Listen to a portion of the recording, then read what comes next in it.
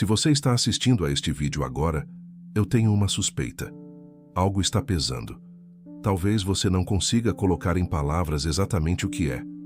Ou talvez consiga, e seja pesado demais para dizer em voz alta. De qualquer forma, você está aqui. E isso já é um ato de coragem. Porque buscar perspectiva no meio da dor exige força que você provavelmente acha que não tem agora. Mas tem. Eu vou te mostrar isso ao longo das próximas horas. Estas são 30 reflexões estoicas para quando a vida parece estar desmoronando. Não promessas fáceis, não positividade vazia, filosofia real de pessoas que viveram coisas reais para momentos como o que você está atravessando agora. Reflexão 1. O chão que some debaixo dos seus pés ainda é chão. Existe um momento que quase todo ser humano conhece. Aquele instante exato em que algo importante desmorona. Um relacionamento, um emprego, um plano, uma crença sobre si mesmo e o mundo parece ter perdido sua consistência. O chão que você pisava com tanta confiança some e você fica suspenso no ar, sem saber onde pousar. Os estoicos chamavam esses momentos de peristazei, circunstâncias externas que chegam sem pedir licença e mudam tudo, e eles não fingiam que esses momentos não doíam. Marco Aurélio perdeu filhos, Sêneca foi exilado, Epicteto foi escravo. Eles conheciam a dor de primeira mão, não como abstração filosófica, mas eles descobriram algo que transforma tudo. O chão que some debaixo dos seus pés ainda é chão. O que mudou não foi a realidade em si, foi a sua percepção dela. E a percepção, diferente das circunstâncias, está sob o seu controle. Quando a vida parece estar desmoronando, o primeiro instinto é resistir ao desmoronamento, lutar contra o que está acontecendo, negar, entrar em pânico. Mas Epicteto ensinava que essa resistência dobra o sofrimento. Você sofre pelo evento e sofre pela resistência ao evento. 2 sofrimentos pelo preço de 1. A alternativa estoica não é fingir que está bem. É parar, respirar e reconhecer. Algo mudou. Isso é real.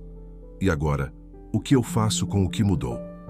Essa pergunta, simples, direta, orientada para a ação, é o começo da recuperação, não o fim da dor, o começo da travessia. Lembre-se, você já sobreviveu a cada dia ruim que já teve. Sua taxa de sucesso em atravessar dias terríveis é de 100% até agora.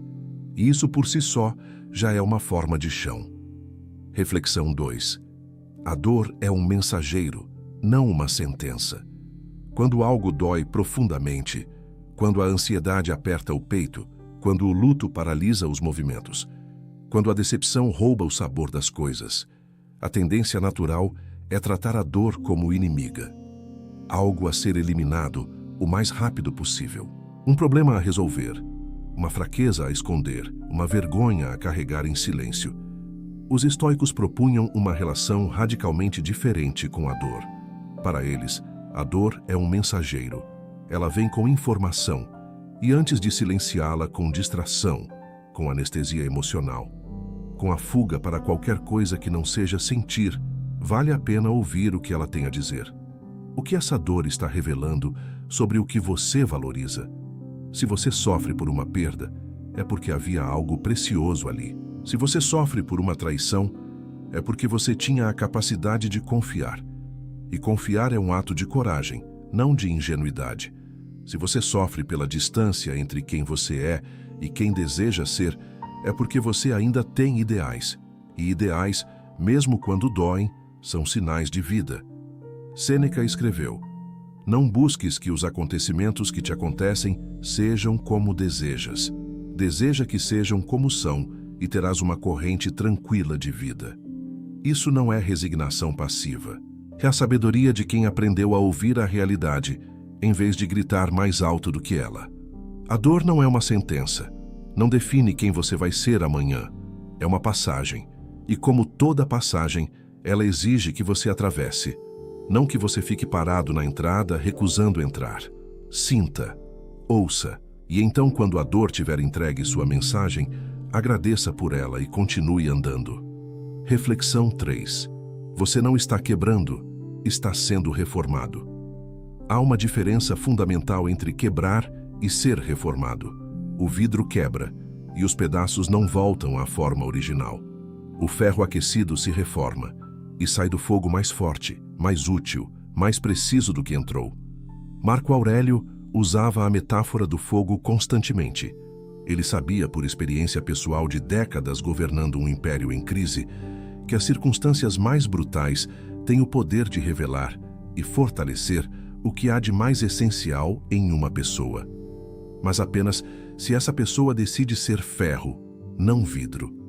E a decisão de ser ferro não é uma decisão grandiosa que você toma uma vez. É uma série de decisões pequenas, feitas num momento de cada vez. A decisão de sair da cama quando o peso do dia pressiona você para baixo. A decisão de buscar ajuda quando o orgulho diz para aguentar sozinho. A decisão de tentar de novo quando o fracasso recente ainda está fresco demais para não doer. Quando você sente que está quebrando, pergunte-se com honestidade: ou estou quebrando de verdade? E preciso de suporte, de pausa, de cuidado genuíno, ou estou sendo reformado? Porque os dois processos se parecem por dentro. Ambos doem. Ambos desorientam. Ambos fazem a vida parecer temporariamente sem forma. A diferença está no que acontece depois. O quebrado precisa ser recolhido, o reformado precisa ser resfriado, e então pode cortar mais limpo, durar mais, suportar mais. Você provavelmente não sabe ainda de qual lado está. E tudo bem, o estoicismo não pede certeza. Pede que você continue presente enquanto o processo acontece, que você não fuja da fornalha antes do tempo, porque é lá no calor mais insuportável que a forma definitiva está sendo esculpida. Reflexão 4. O presente sempre foi suficiente. Você é que esqueceu. Existe uma armadilha sofisticada que a mente humana arma para si mesma nos momentos de crise. A convicção de que o presente é insuportável e o futuro é a única salvação. Quando isso passar, vou estar bem. Quando essa situação se resolver, vou poder respirar. Quando as coisas melhorarem, a vida vai voltar a fazer sentido. E enquanto isso, o presente passa, inabitado, desperdiçado, tratado como uma sala de espera, em vez de como o único lugar onde a vida realmente acontece. Marco Aurélio, num dos trechos mais perturbadoramente simples das Meditações, escreveu: confine-se ao presente. Não porque o futuro não exista, mas porque é apenas no presente que qualquer coisa pode ser feita, sentida, transformada, amada. O presente, mesmo quando é difícil, sempre contém mais do que a mente em pânico consegue perceber. Contém o ar entrando nos pulmões, um milagre biológico que acontece 16 vezes por minuto sem que você peça. Contém a textura de qualquer superfície que você toque agora. Contém o peso do seu próprio corpo existindo no espaço. Contém a possibilidade sempre presente de uma próxima escolha diferente. Quando a vida parece estar desmoronando, o passado é fonte de culpa e o futuro é fonte de ansiedade. Mas o presente, esse exato segundo, não é nem um nem outro. É o único lugar onde você está a salvo do passado que não pode mudar e do futuro que ainda não existe.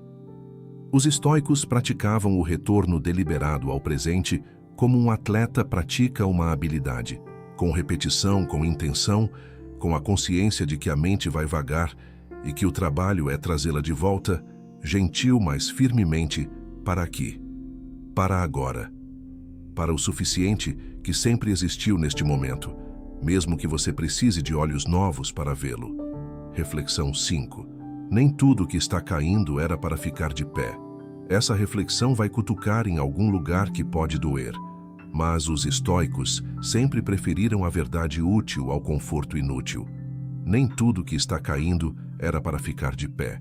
Alguns relacionamentos que terminam eram prisões com paredes bonitas.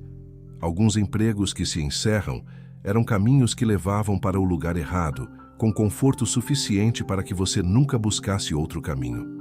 Algumas identidades que se fragmentam eram construídas sobre o que os outros precisavam que você fosse, não sobre quem você realmente é.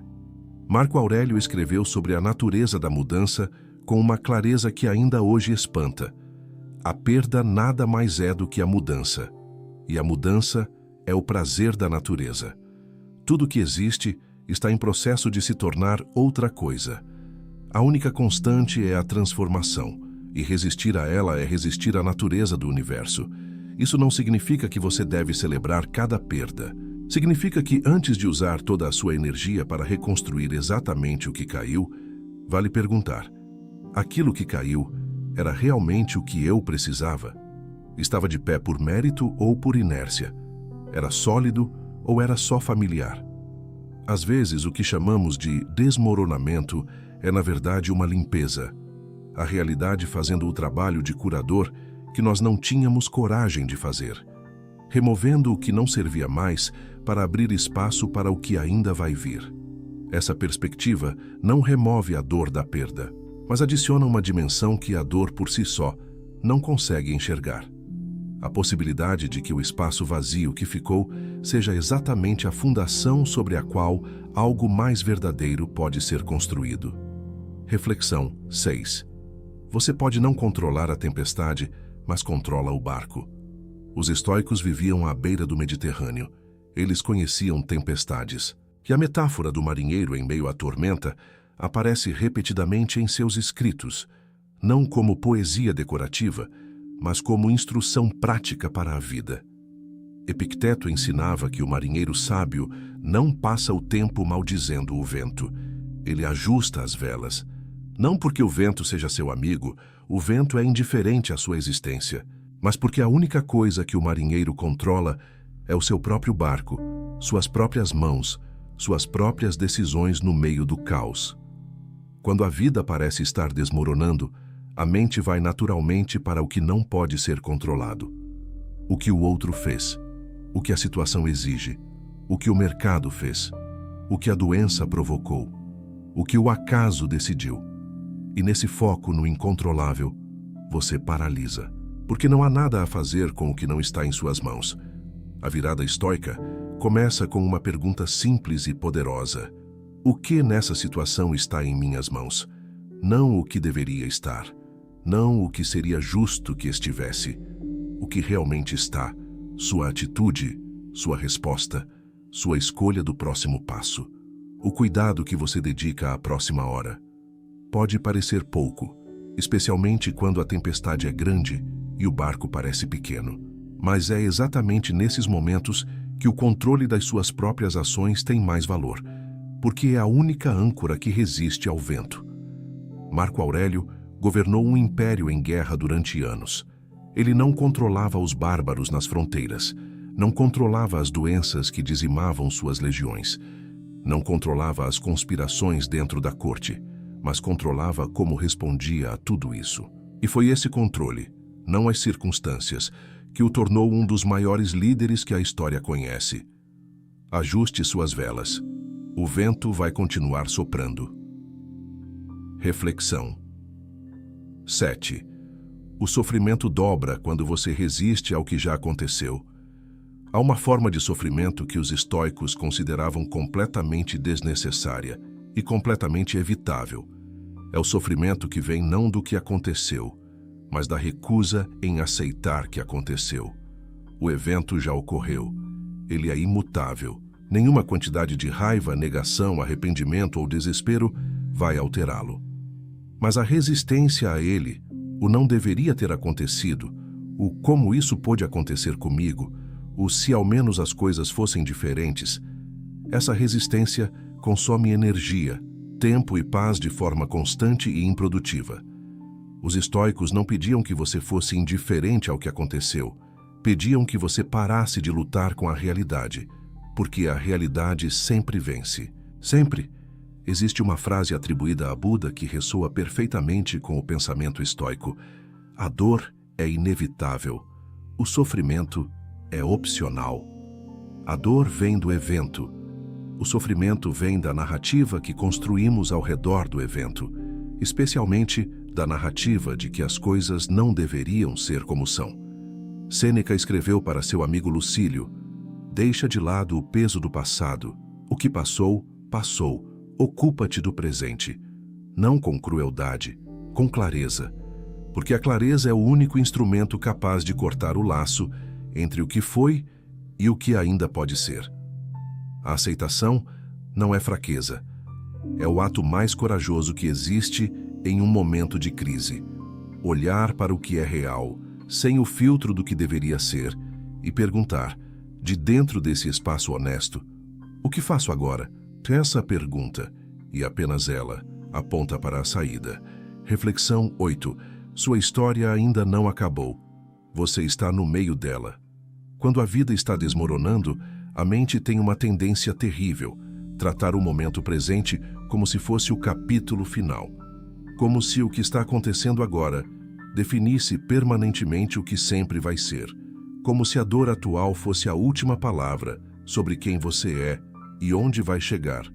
Mas você está no meio da história, não no fim. Marco Aurélio perdeu 5 filhos durante sua vida. Sobreviveu a pandemias, guerras, traições de pessoas próximas e a pressão constante de governar o mundo conhecido, enquanto filosofava sobre como ser um ser humano decente. Em nenhum momento de crise, ele era o homem que estava escrevendo as Meditações.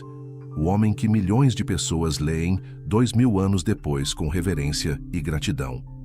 Epicteto era escravo quando começou a aprender filosofia, não quando já era livre. Sêneca escreveu suas cartas mais profundas no exílio, afastado de tudo o que havia construído. Os maiores capítulos de cada uma dessas histórias foram escritos depois dos momentos mais sombrios, não apesar deles, por causa deles. Você não tem como saber, neste momento, o que o desmoronamento atual está preparando. Não tem como ver o próximo capítulo de dentro do presente. Mas pode confiar, com base em toda a evidência histórica disponível, que os momentos mais formativos das histórias mais ricas raramente são os momentos mais confortáveis. O que você faz agora nesse capítulo difícil é o que vai determinar quem você é quando as páginas virarem. E elas vão virar. Sempre viram. Reflexão 9. Pedir ajuda é estoicismo, não fraqueza. Existe um mal-entendido comum sobre o estoicismo que precisa ser desfeito com urgência, especialmente quando a vida está difícil. A ideia de que ser estoico significa suportar tudo sozinho, em silêncio, sem demonstrar necessidade, sem pedir apoio. Isso não é estoicismo, é orgulho disfarçado de filosofia. Marco Aurélio, nas primeiras páginas das Meditações, agradece explicitamente a cada pessoa que o ensinou, que o corrigiu, que o confrontou com sua própria limitação. Ele reconhece sem constrangimento que se tornou quem era graças a outros seres humanos. Sêneca trocava cartas sobre suas lutas internas com Lucílio, e essas cartas eram precisamente sobre vulnerabilidade, dúvida, crescimento e necessidade de conexão. Os estoicos eram profundamente sociais. Eles entendiam que somos, por natureza, seres feitos de e para a relação, e que isolar-se no sofrimento não é força, é uma forma de recusa à própria natureza. Quando a vida está desmoronando, uma das coisas mais corajosas que você pode fazer é dizer a alguém de confiança: estou passando por algo muito difícil e preciso de apoio. Não como confissão de fraqueza, como exercício de sabedoria, porque a sabedoria sabe que ninguém atravessa as maiores tempestades completamente sozinho, e que tentar fazê-lo é desperdiçar recursos disponíveis por orgulho desnecessário. Pedir ajuda é um ato de autoconhecimento. É reconhecer seus limites com honestidade. É valorizar suficientemente a sua própria recuperação para colocar o ego de lado. E é confiar em outro ser humano, o que, na perspectiva estoica, é um dos atos mais fundamentalmente humanos que existem. Você não precisa atravessar isso sozinho, e não deveria tentar. Reflexão 10. Este momento também vai passar, e isso é libertador, não triste. Também isso passará. Essa frase tem raízes em múltiplas tradições de sabedoria ao redor do mundo, mas os estoicos a viviam com uma profundidade particular, porque para eles a impermanência não era uma fonte de tristeza, era uma fonte de liberdade. Tudo passa. A dor mais aguda que você já sentiu está aqui agora? Provavelmente não, ou em forma muito diferente. O dia mais terrível que você já viveu está acontecendo agora? Não. Ele passou. E este este que parece interminável, este que parece maior do que você, este também vai passar. Isso não é autoajuda superficial. É uma observação empírica sobre a natureza do tempo e da experiência humana. Nenhum estado emocional é permanente. Nenhuma circunstância é eterna.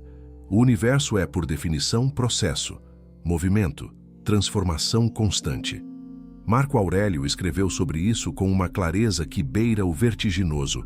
Ele imaginava o fluxo do tempo como um rio, e cada acontecimento, glória ou tragédia, prazer ou dor, como água que passa. Você pode colocar a mão na água e segurá-la? Não. Ela escorrega entre os dedos e o rio continua.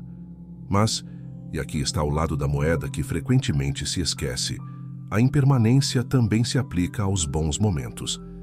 Isso significa que este momento difícil passará, e também que os momentos preciosos que ainda virão não vão durar para sempre.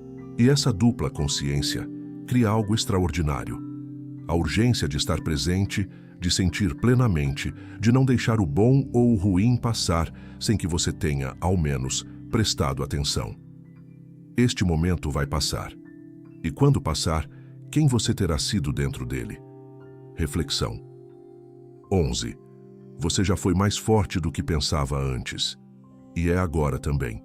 Há uma evidência que você carrega consigo e frequentemente esquece nos momentos mais difíceis, sua história pessoal de sobrevivência.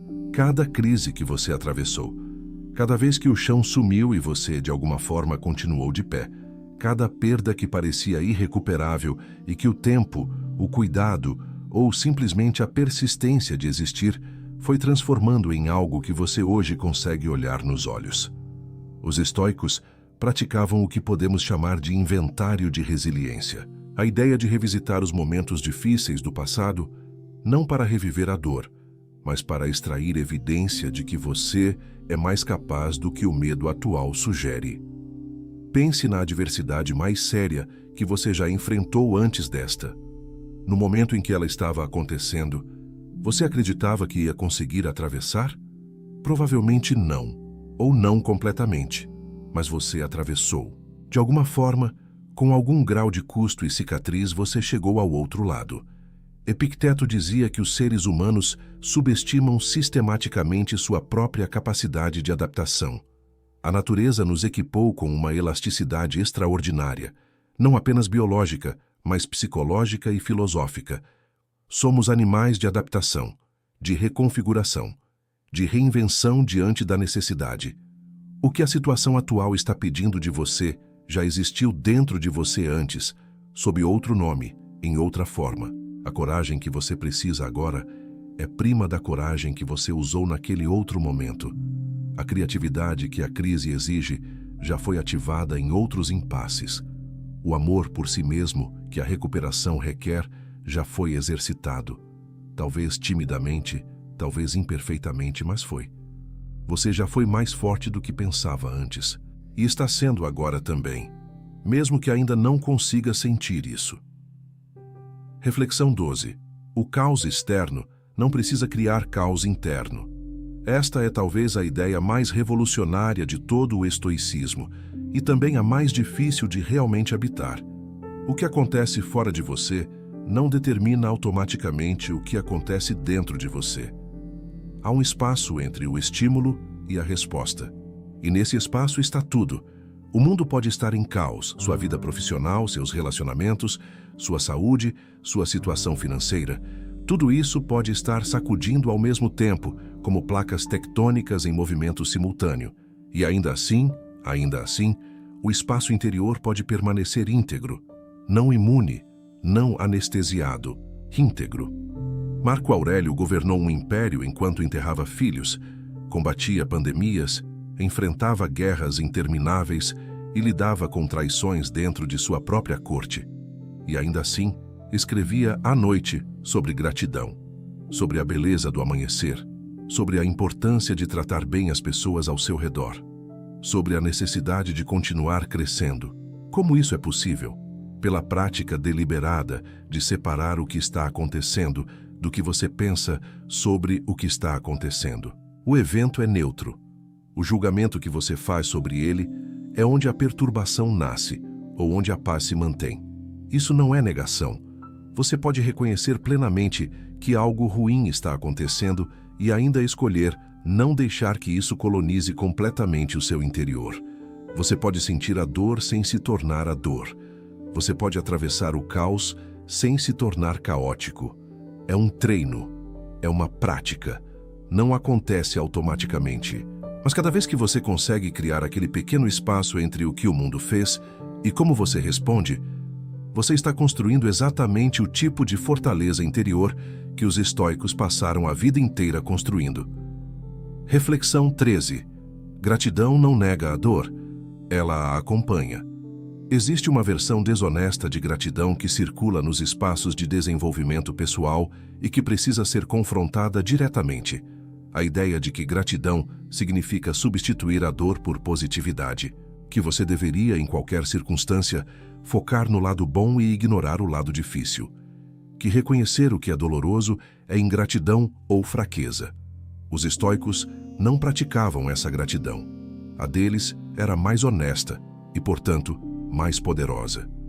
A gratidão estoica não nega a dor. Ela a acompanha. É possível dizer ao mesmo tempo: isso está doendo profundamente, e ainda assim tenho razões para ser grato. Não como contradição, como a textura completa da experiência humana real. Marco Aurélio, que viveu perdas que seriam devastadoras por qualquer medida, ainda encontrava diariamente algo pelo qual agradecer. Não porque negasse a dor, mas porque havia treinado a atenção para perceber que a vida raramente é apenas uma coisa. Ela é múltipla, contraditória, simultaneamente difícil e preciosa. Quando a vida está desmoronando, a gratidão não pergunta pelo que sou grato nessa situação. Essa pergunta pode soar crudelmente sarcástica no meio de uma crise real.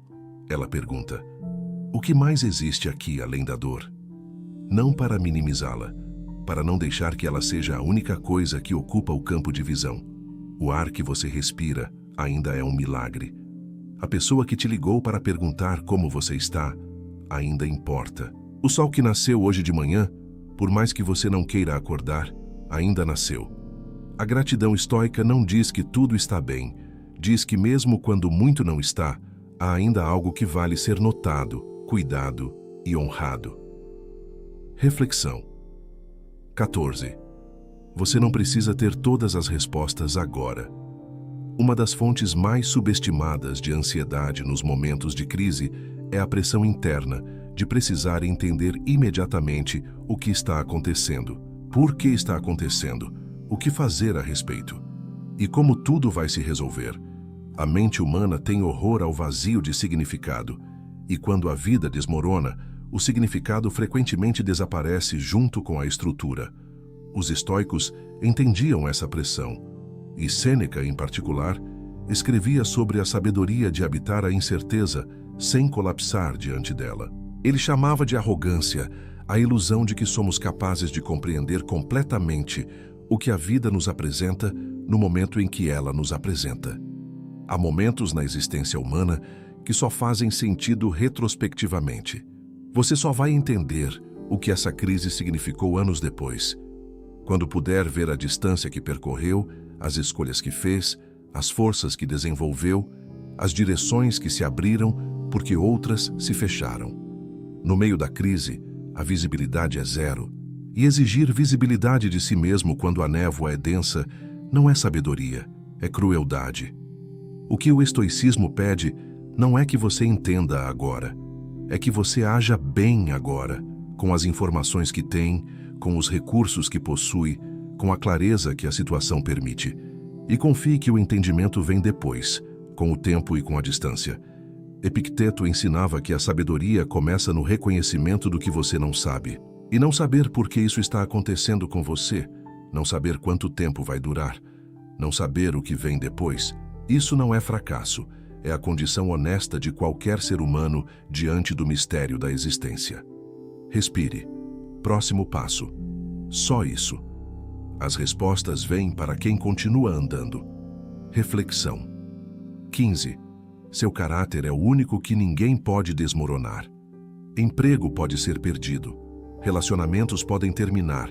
Saúde pode fragilizar. Reputação pode ser manchada. Planos podem desmoronar. Sonhos podem precisar ser revistos.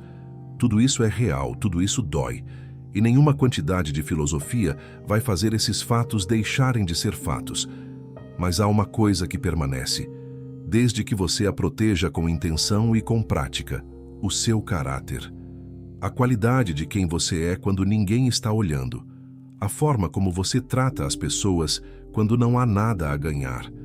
A honestidade que você mantém quando a mentira seria mais conveniente. A coragem que você exerce quando o medo seria mais confortável. Para os estoicos, essa era a distinção mais importante da existência humana. Entre o que é seu, genuinamente, inviolavelmente seu, e o que pertence às circunstâncias. E o caráter pertence a você. Somente a você. Nenhuma crise, nenhuma perda, nenhuma catástrofe pode roubá-lo. Apenas você pode ceder a ele. Epicteto vivia isso de forma literal. Tudo havia sido tirado dele. Liberdade, propriedade, escolha sobre seu próprio corpo. Mas ninguém conseguiu tirar a qualidade de como ele pensava, como ele tratava os outros, como ele encarava a adversidade. E foi essa qualidade, preservada em meio a tudo, que fez dele um dos pensadores mais influentes da história. Quando a vida está desmoronando ao redor, a pergunta estoica mais urgente não é: como faço para recuperar o que perdi? É: quem eu estou sendo enquanto isso acontece? Porque quem você é neste momento de crise está sendo gravado no material mais permanente que existe, o seu próprio caráter. Cuide dele. Ele é a única fundação que nenhuma tempestade consegue arrasar. Reflexão. 16. A adversidade revela o que o conforto escondia. Existe algo que os momentos fáceis nunca conseguem fazer por você: revelar quem você realmente é. O conforto é bom para muitas coisas: para descansar, para criar, para celebrar, para amar com tranquilidade. Mas para revelar o caráter genuíno de uma pessoa, o conforto é completamente ineficaz. Sêneca escreveu uma frase que deveria ser lida devagar: a adversidade tem o poder de revelar virtudes que de outra forma permaneceriam ocultas. Não que a adversidade crie virtudes do nada. Ela revela o que já estava lá, esperando pressão suficiente para aparecer. Você já descobriu em algum momento difícil que era mais paciente do que pensava, mais criativo do que supunha, mais capaz de compaixão do que imaginava, seja pela compaixão que recebeu ou pela que surpreendentemente conseguiu oferecer, mesmo estando no limite? Esses não eram atributos novos, eram atributos que o conforto não havia necessitado ativar. A adversidade faz mais ainda. Ela revela o que não funciona. Os relacionamentos que eram baseados em conveniência, os hábitos que eram sustentados por estruturas que desapareceram, as crenças sobre si mesmo que eram mais wishful thinking do que realidade. E essa revelação, por mais dolorosa que seja, é informação, é material de trabalho. Marco Aurélio dizia que preferia um inimigo honesto a um amigo bajulador, porque o inimigo, ao atacar, revela fraquezas reais que você pode trabalhar. A adversidade funciona da mesma forma. Ela é honesta de uma forma que o conforto raramente é. O que a crise atual está revelando de você? Que forças estão aparecendo que você não sabia que tinha? E que áreas estão pedindo mais atenção, mais cuidado, mais desenvolvimento? Essas revelações, recebidas com honestidade, valem mais do que anos de autoimagem não testada. Reflexão 17. Comparar sua crise com a dos outros é armadilha dupla. Quando estamos sofrendo, a mente frequentemente cai em uma de duas armadilhas opostas, e ambas fazem o sofrimento pior. A primeira: comparar sua dor com dores maiores para minimizá-la. Outras pessoas passam por coisas muito piores, então eu não tenho o direito de sofrer. A segunda: comparar sua situação com a de quem parece estar bem para amplificar o sofrimento. Por que a vida dos outros parece tão fácil e a minha está assim? Os estoicos teriam problemas com as duas. Sobre a primeira, minimizar sua própria dor não a elimina. Ela continua lá, agora acompanhada de culpa por sentir o que sente. A dor de perder um emprego não é menor porque alguém perdeu um filho. São dores diferentes, em escalas diferentes, em vidas diferentes. E a sua, é real e merece ser tratada como tal. Sobre a segunda, a vida que aparece para o mundo raramente é a vida que acontece por dentro. Sêneca, que por fora parecia um dos homens mais bem-sucedidos de Roma, escrevia em privado sobre angústia, sobre o peso das expectativas, sobre o medo da morte. O que você vê na superfície da vida alheia é uma curadoria. O que você vive na sua própria pele é a realidade completa. O que o estoicismo propõe é uma terceira via. Em vez de comparar, observar. Em vez de medir sua dor contra a de outros, entender sua própria situação com clareza e honestidade. O que está acontecendo? O que está em meu poder? O que precisa de cuidado? Sua crise não precisa ganhar nenhuma competição de sofrimento para merecer atenção. Ela é sua. Isso é suficiente. Reflexão 18. O silêncio é onde a clareza mora. Quando a vida está desmoronando, o ruído aumenta. Não apenas o ruído externo, as conversas, os conselhos, as opiniões não solicitadas, o fluxo ininterrupto de informação, mas o ruído interno, os pensamentos que giram sem parar, as hipóteses, os medos, as narrativas que a mente fabrica a cada momento para tentar dar sentido ao caos.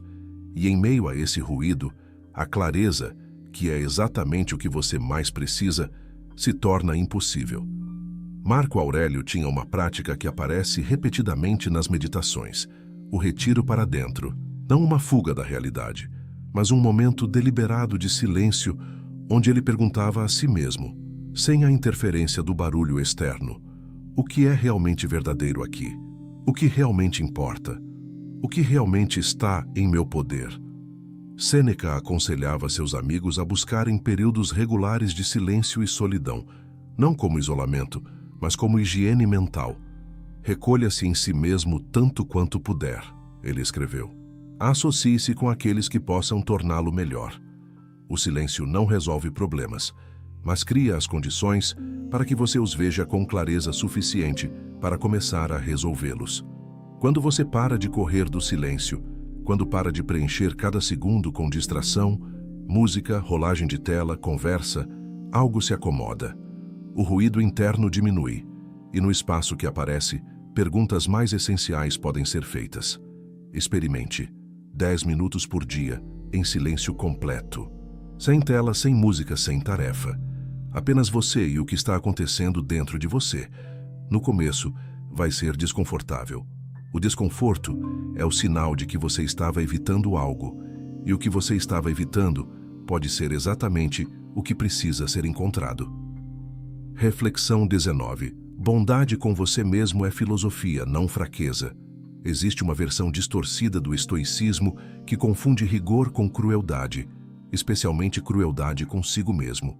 A ideia de que ser forte significa nunca reclamar, nunca descansar, nunca admitir que está no limite, nunca se tratar com o cuidado que você estenderia naturalmente a um amigo querido. Mas Marco Aurélio, em suas meditações, escreveu repetidamente com uma gentileza que surpreende quem espera rigidez. Ele falava para si mesmo como um pai fala para um filho que errou, com clareza sobre o que aconteceu, mas sem destruição, com expectativa de melhora, mas sem punição desproporcional. Os estoicos sabiam que o autocuidado genuíno, não a indulgência, mas o cuidado real, é condição para a prática filosófica, não seu oposto. Você não consegue manter a clareza de julgamento que o estoicismo exige quando está exausto, com fome, isolado, ou batendo em si mesmo sem parar. Quando a vida está desmoronando, você provavelmente está sendo mais duro consigo do que seria com qualquer outra pessoa na mesma situação. Se um amigo te dissesse o que está acontecendo com ele, você responderia com as mesmas palavras que usa no seu diálogo interno? Provavelmente não. Provavelmente você seria mais gentil, mais paciente, mais generoso. Por que então você merece menos do que daria ao seu amigo? A bondade consigo mesmo não é abandonar os padrões, é reconhecer que você é humano, com limites, com necessidades, com a capacidade de sofrer e de precisar de cuidado, e que respeitar isso não enfraquece a prática. A sustenta. Reflexão 20. O fracasso não é o oposto do sucesso, é o caminho para ele. Vivemos em uma cultura que trata o fracasso como vergonha, como evidência de insuficiência, como algo a ser escondido, minimizado, superado o mais rápido possível para que ninguém perceba que aconteceu. E essa relação com o fracasso cria uma das maiores armadilhas psicológicas que existem. O medo de tentar, porque tentar implica o risco de falhar. Os estoicos teriam dificuldade em reconhecer essa lógica. Para eles, o fracasso, como toda adversidade, era simplesmente material, informação, um resultado que revela o que funcionou, o que não funcionou e o que pode ser ajustado. Não um veredicto sobre o valor de uma pessoa, não uma prova de indignidade, uma etapa no processo. Sêneca escreveu sobre a necessidade de errar como parte integrante do crescimento. Ele mesmo havia errado, politicamente, moralmente, filosoficamente, e documentava esses erros com uma honestidade que é, ao mesmo tempo, humilhante e inspiradora. Ele não construía uma imagem de perfeição. Construía um registro honesto de uma vida sendo vivida e aprendida. E Marco Aurélio, com todo o poder que tinha, registrava nos seus diários particulares os momentos em que havia agido de formas que não refletiam seus valores. Não para se punir, para não repetir, para crescer.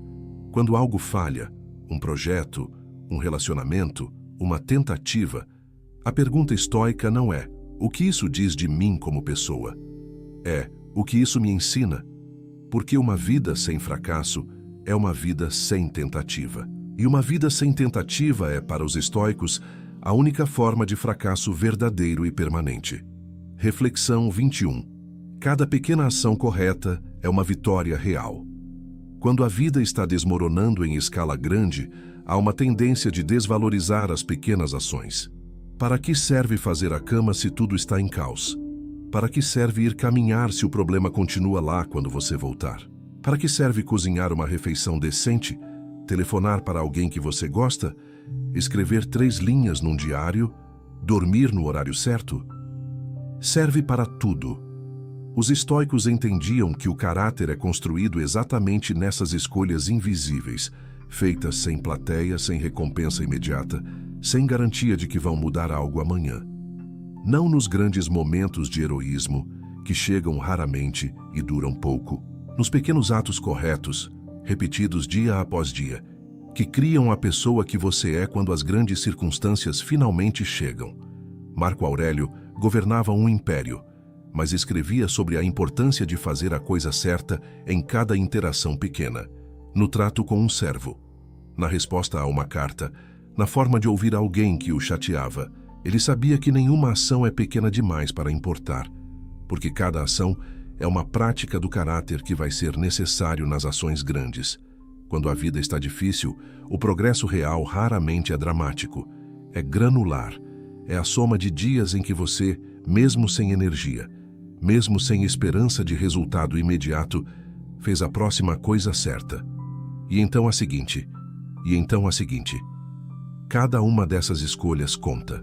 Cada uma é uma micro-vitória real sobre o impulso de parar, de ceder, de deixar o caos externo se tornar caos interno. E a soma dessas micro-vitórias, acumulada com o tempo, é o que transforma um momento de desmoronamento em um ponto de virada. Reflexão 22. O que você alimenta dentro de você é o que cresce. Existe uma metáfora que atravessa culturas e séculos, a ideia de que dentro de cada pessoa há 2 lobos em constante luta. Um alimentado por medo, rancor, desespero, vitimismo. O outro alimentado por coragem, gratidão, responsabilidade, esperança. E o que vence é sempre o que você escolhe alimentar. Os estoicos não usavam essa imagem específica, mas viviam o princípio com precisão cirúrgica. Epicteto ensinava que os pensamentos que você cultiva não são passivos. Eles são agentes ativos que moldam a percepção, a emoção, a ação e, com o tempo, O caráter. Se você alimenta continuamente a narrativa de que é uma vítima, de que o mundo é injusto e o universo está contra você, essa narrativa vai se tornar a lente através da qual você interpreta cada evento, confirmando a si mesma indefinidamente. Se você alimenta, mesmo que imperfeitamente, mesmo que sem convicção total nos dias mais difíceis, a narrativa de que você tem agência, de que pode aprender, de que cada dia é uma nova oportunidade de escolher melhor, essa narrativa também vai crescer. Também vai se tornar lente. Também vai confirmar a si mesma. Não se trata de pensamento positivo ingênuo. Os estoicos não pediam que você ignorasse a realidade. Pediam que você escolhesse conscientemente qual aspecto da realidade ia alimentar com sua atenção. Nos momentos de crise, a mente vai naturalmente para o que é ameaçador. É um mecanismo de sobrevivência evolutivo, mas sobreviver não é o mesmo que viver bem. E viver bem exige um ato deliberado. Todos os dias, em algum momento, escolher alimentar o que fortalece em vez de o que paralisa. O que você está alimentando hoje? Reflexão 23. A justiça do universo não é sua responsabilidade resolver.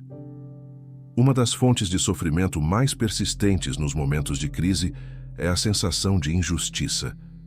Por que isso aconteceu comigo? Eu não merecia isso. Outras pessoas fizeram coisas piores e saíram ilesas. O universo é injusto. E essa injustiça parece exigir uma resposta, uma explicação, uma compensação, uma resolução. Os estoicos tinham uma visão sobre isso que pode ser, dependendo do momento, libertadora ou perturbadora, e, frequentemente, as duas ao mesmo tempo. O universo é indiferente à sua noção de justiça. Não porque seja cruel, porque é simplesmente vasto, impessoal e opera segundo leis que não foram projetadas em torno do bem-estar individual de nenhuma pessoa específica. Chuva cai sobre o justo e o injusto com igual indiferença.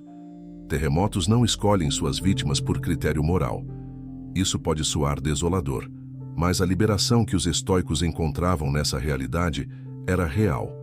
Se o universo não está pessoalmente contra você, então você pode parar de gastar energia tentando entender por que foi escolhido para sofrer, porque você não foi escolhido.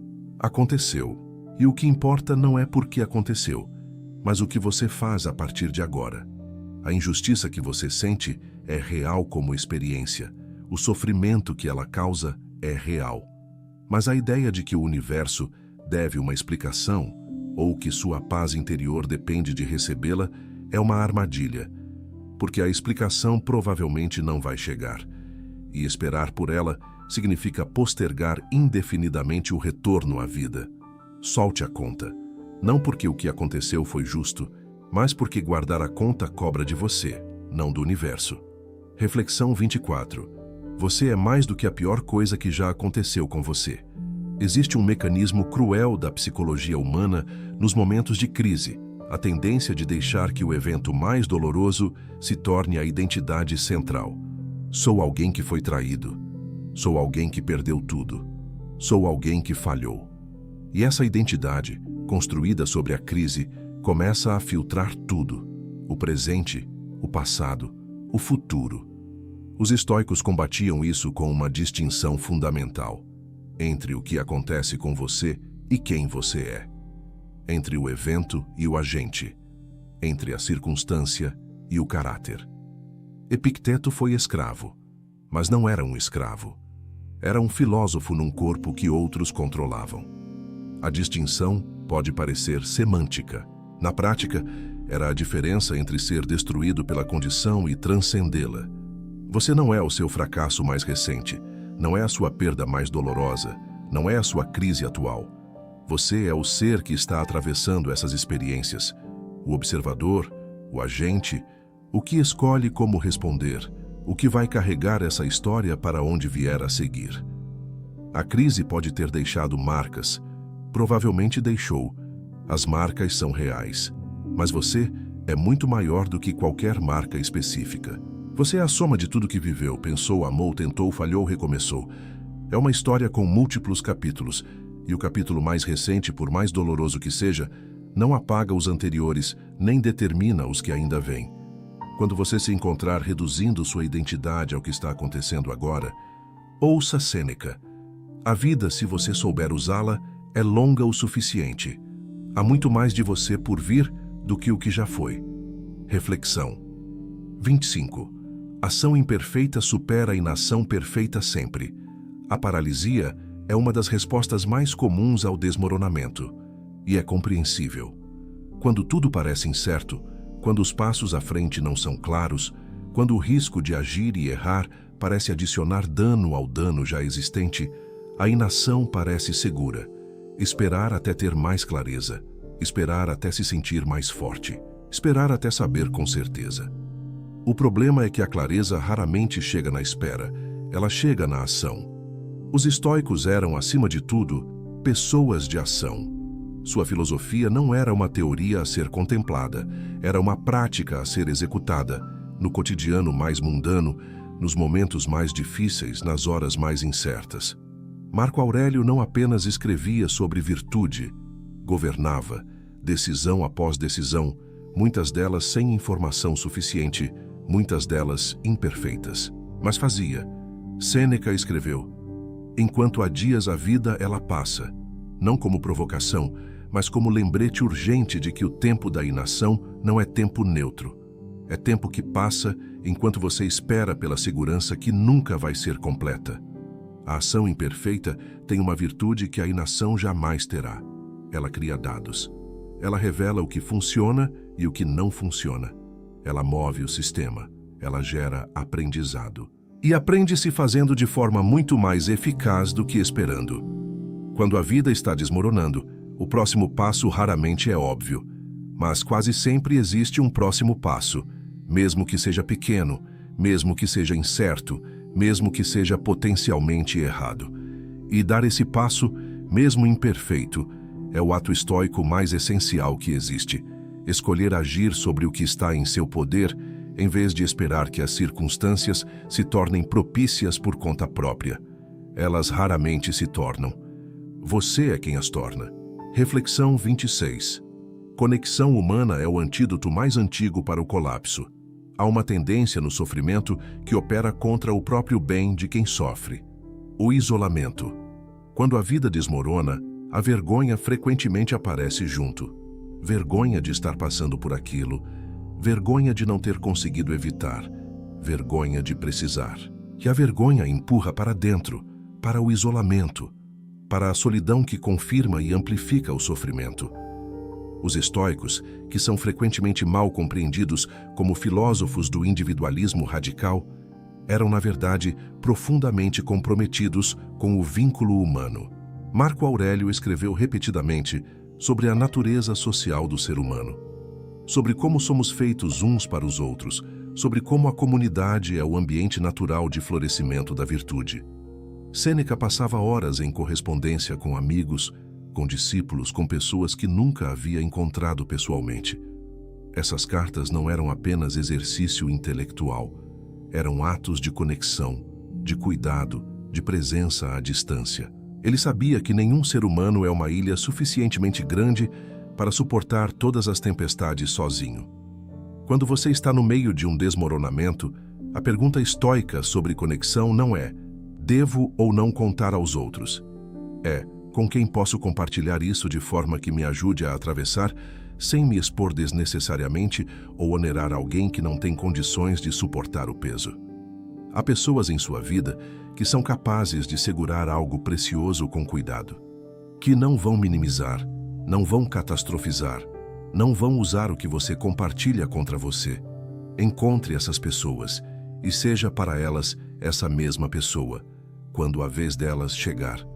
A conexão não resolve o problema, mas torna o peso carregável. E um peso carregável é o começo de qualquer travessia. Reflexão 27. A aceitação é o começo da transformação, não o fim. Existe um mal-entendido profundo sobre a aceitação que precisa ser desfeito. A ideia de que aceitar algo significa concordar com ele, resignar-se a ele, desistir de mudá-lo.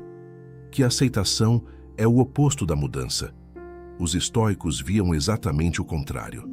A aceitação, para eles, era o ponto de partida necessário para qualquer transformação real. Porque você não pode trabalhar com a realidade enquanto está brigando com ela. Você não pode encontrar soluções enquanto está gritando, "Isso não deveria estar acontecendo." Você não pode usar seus recursos sabiamente enquanto toda a sua energia está sendo consumida pela resistência ao que já é. Marco Aurélio escreveu: "Aceite as coisas a que o destino te vincula." Mas ele continuava agindo, continuava governando, continuava tomando decisões, lutando batalhas, tentando melhorar o que estava em seu poder. A aceitação não o paralisou. Liberou a energia que estava sendo desperdiçada na resistência e redirecionou essa energia para a ação possível. Quando você para de lutar com o que já aconteceu, algo se acomoda. A respiração fica mais fácil, o pensamento fica mais claro, e nessa clareza, perguntas produtivas se tornam possíveis. O que daqui pode ser mudado? Qual o próximo passo disponível? Que recursos tenho que não estava vendo porque estava muito ocupado resistindo?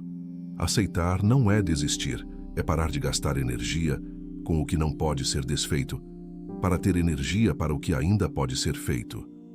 É o gesto mais inteligente que existe diante de uma realidade que não pediu sua permissão para existir. O paradoxo estoico. A aceitação plena é o que torna a transformação possível. Reflexão 28. Você é o herdeiro de milhares de anos de sobrevivência. Existe uma perspectiva que raramente usamos nos momentos de crise pessoal, mas que os estoicos, com sua vocação para o pensamento em escala cósmica, apreciariam profundamente: a perspectiva evolutiva.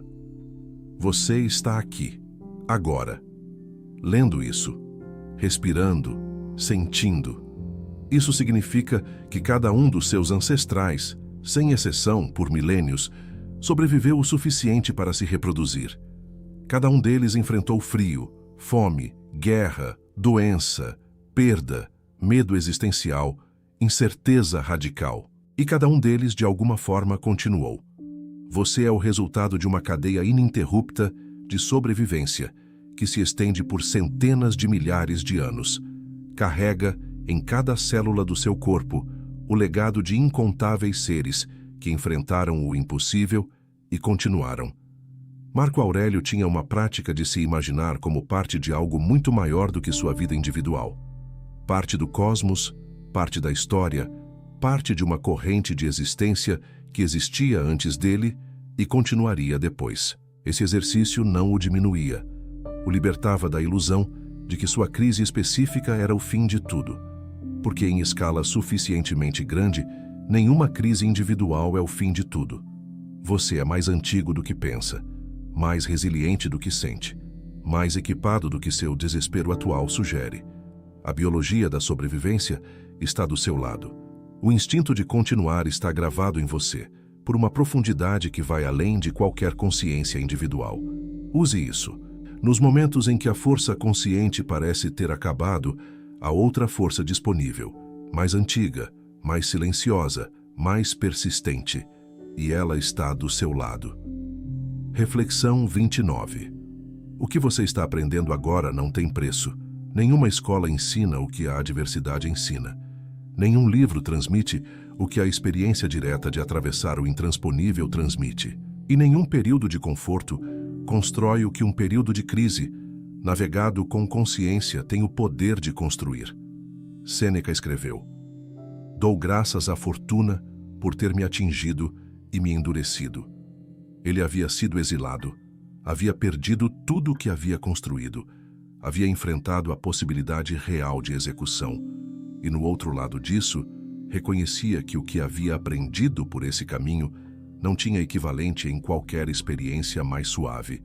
Não porque o sofrimento seja bom em si mesmo, mas porque o sofrimento atravessado com consciência, observado, investigado, integrado, deposita algo no interior de uma pessoa que o conforto nunca deposita: conhecimento de si, clareza sobre o que realmente importa, empatia genuína por outros que sofrem, e uma espécie de paz que vem não da ausência de adversidade, mas da certeza de ter sobrevivido a ela antes. O que você está aprendendo sobre si mesmo agora? O que está descobrindo sobre o que realmente valoriza? Não o que dizia valorizar quando estava confortável, mas o que, na hora da pressão, se revelou como essencial. Que forças estão aparecendo que você não sabia que tinha? Que ilusões estão se dissolvendo para revelar algo mais sólido por baixo? Essas aprendizagens são preciosas, não justificam a dor, mas existem dentro da dor como o ouro existe dentro da rocha, invisíveis até que a pressão seja suficiente para revelá-los. Preste atenção. O que está acontecendo agora está te ensinando algo que vai valer para o resto da sua vida. Reflexão 30. Você vai reconstruir, e o que vier será mais verdadeiro. Chegamos à 30ª reflexão, e ela é de todas a que olha para frente com mais clareza e mais esperança. Não uma esperança ingênua, mas a esperança fundada na observação honesta de como a vida humana funciona, de como as histórias se desenvolvem, de como os seres humanos que decidem continuar invariavelmente encontram do outro lado da crise algo que não conseguiam imaginar do meio dela. Você vai reconstruir. Não necessariamente o que existia antes, e talvez seja bom que não seja exatamente o mesmo. Mas algo que carrega as marcas do que você atravessou. E por isso é mais honesto, mais sólido, mais alinhado com quem você realmente é. Marco Aurélio não reconstruiu seu reinado depois de cada crise para que fosse idêntico ao que era antes. Ele governava com mais sabedoria depois de cada adversidade. Cada batalha perdida ensinava algo que a próxima batalha usaria. Cada perda pessoal aprofundava a compaixão com que tratava os outros. Ele era continuamente reconstruído, e cada versão dele era mais próxima do homem que sua filosofia descrevia. Sêneca escreveu para Lucílio sobre a reconstrução de uma forma que atravessa o tempo. Comece. Ao mesmo tempo que você anda, o caminho se forma. Você não precisa ver o destino completo para dar o próximo passo. Você não precisa saber como vai terminar para saber o que fazer agora. O que vai existir do outro lado desta crise não pode ser visto agora. A névoa é real. Mas existe outro lado. Sempre existe. E o que você vai encontrar lá? As forças desenvolvidas, as ilusões dissolvidas, a clareza conquistada, a empatia aprofundada, a vida que só foi possível porque esta crise aconteceu. Isso vai ser mais seu do que qualquer coisa que existia antes. O estoicismo não promete que vai ser fácil. Promete que vai valer a pena continuar. E depois de 2000 anos de histórias humanas atravessando adversidades, essa promessa tem muita evidência do seu lado. Continue. O que vem depois de você atravessar isso vai ser mais verdadeiro do que o que havia antes. Você passou pelas 30 reflexões. Talvez algumas tenham tocado fundo, talvez outras tenham passado por cima, isso é normal. A filosofia estoica não é uma solução de dose única. É uma prática que se aprofunda com o tempo, com a repetição, com o retorno nos momentos em que mais é necessária. Guarde este vídeo, volte a ele. Existe uma reflexão aqui para cada fase diferente do que você está atravessando. E o que ressoa no começo de uma crise é diferente do que ressoa no meio e do que ressoa quando as primeiras claridades começam a aparecer. O estoicismo não te promete uma vida sem dor. Ele te oferece algo mais valioso. A certeza de que você tem dentro de você o que é necessário para atravessar qualquer dor. Que o chão sempre existe, mesmo quando some. Que o caráter sempre permanece, mesmo quando tudo ao redor muda. E que do outro lado de cada desmoronamento, sem exceção, existe algo mais verdadeiro esperando para ser construído. Você não está sozinho nessa travessia, e você é mais forte do que pensa. Se este conteúdo te ajudou de alguma forma, inscreva-se no canal Ataraxia e deixa o like. Isso nos ajuda a continuar levando essa filosofia para mais pessoas que precisam ouvir. Nos comentários, conta qual das 30 reflexões mais tocou você. Eu leio todos. Até o próximo vídeo. Cuide-se.